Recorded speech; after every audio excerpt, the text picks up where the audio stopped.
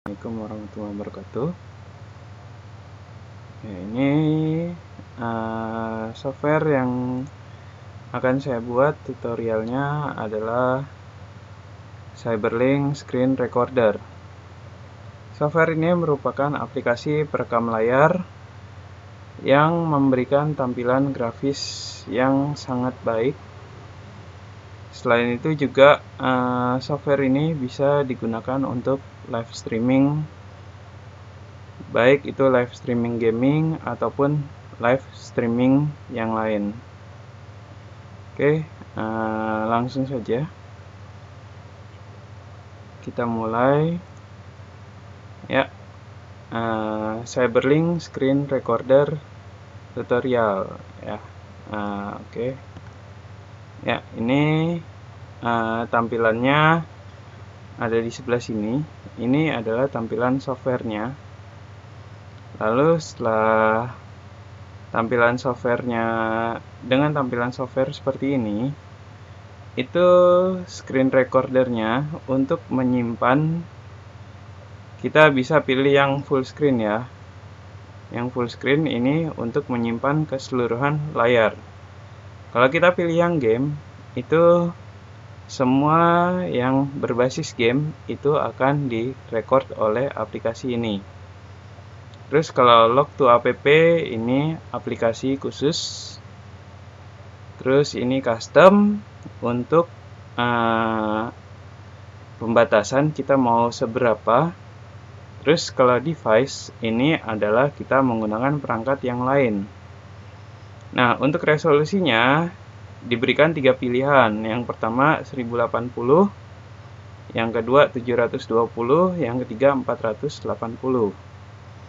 Nah, bedanya apa? Kalau 1080 itu tampilan gambarnya cukup jernih, tapi kapasitas videonya berat karena dia menggunakan sistem 1080 pixel. Sedangkan kalau 720 pixel itu gambarnya cukup jelas, tapi memori penyimpanannya tidak terlalu besar. Sedangkan untuk 480 pixel itu kualitas gambarnya cukup sederhana, cukup bagus, dan memori penyimpanannya pun tidak terlalu besar.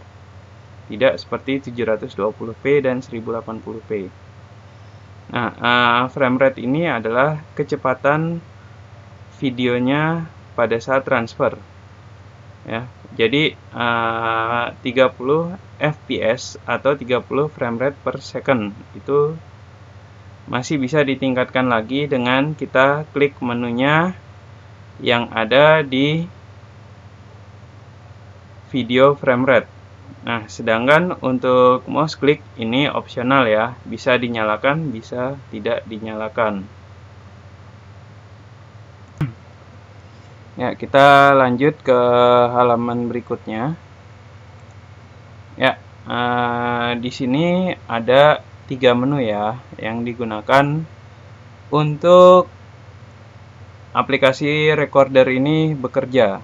Yang pertama, menu kamera. Di sini kita bisa memilih kamera yang digunakan.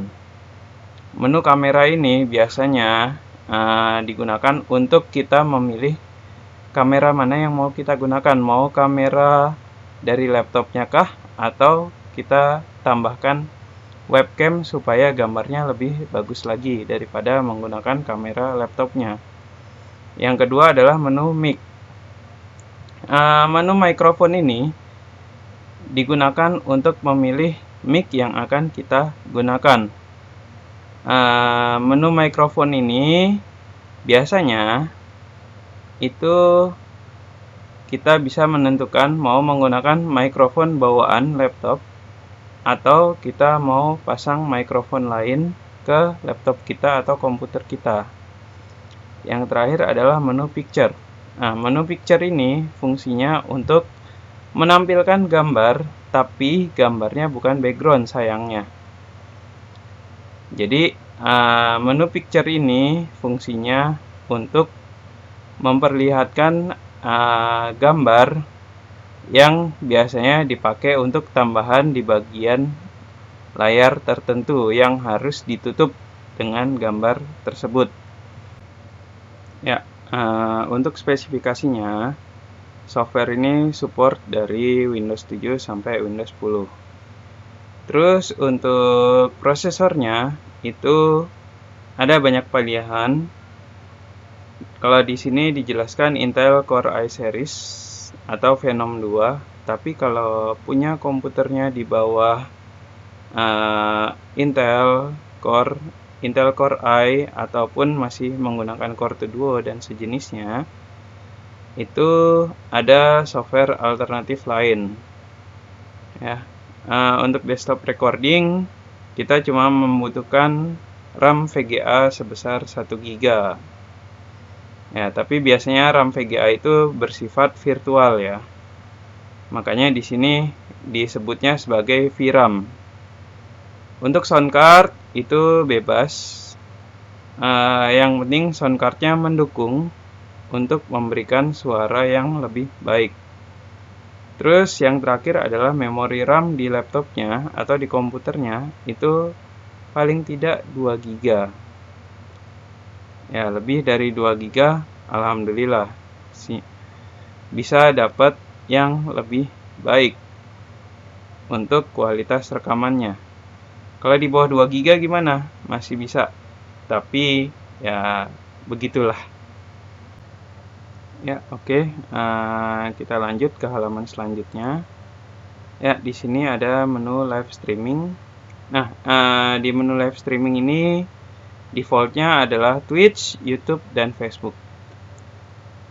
Kalau kita pilih yang custom, itu kita bisa menentukan link sendiri. Kita mau pakai link streamingnya apa, bisa Instagram, bisa yang lain-lain. Setelah itu kita login ke platform kita sendiri ya. Kalau kita nggak login, itu live streamingnya nggak bakalan terjadi. Nah, terus setelah kita login,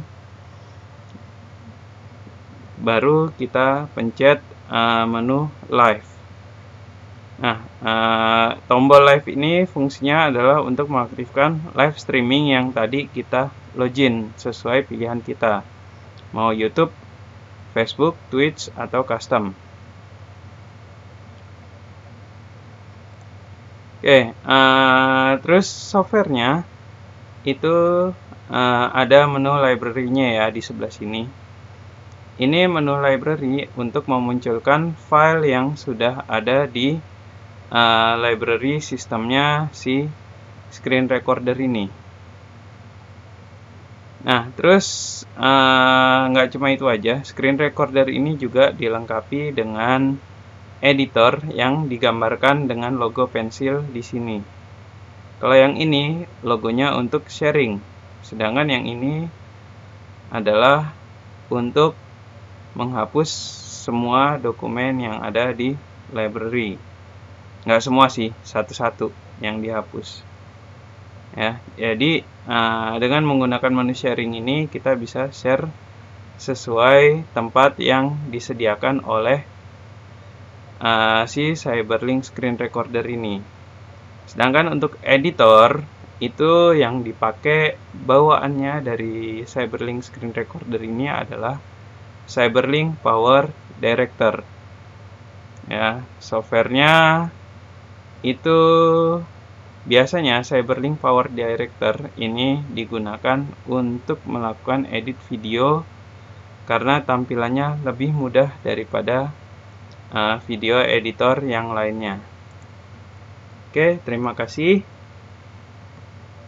Sampai jumpa lagi di video selanjutnya.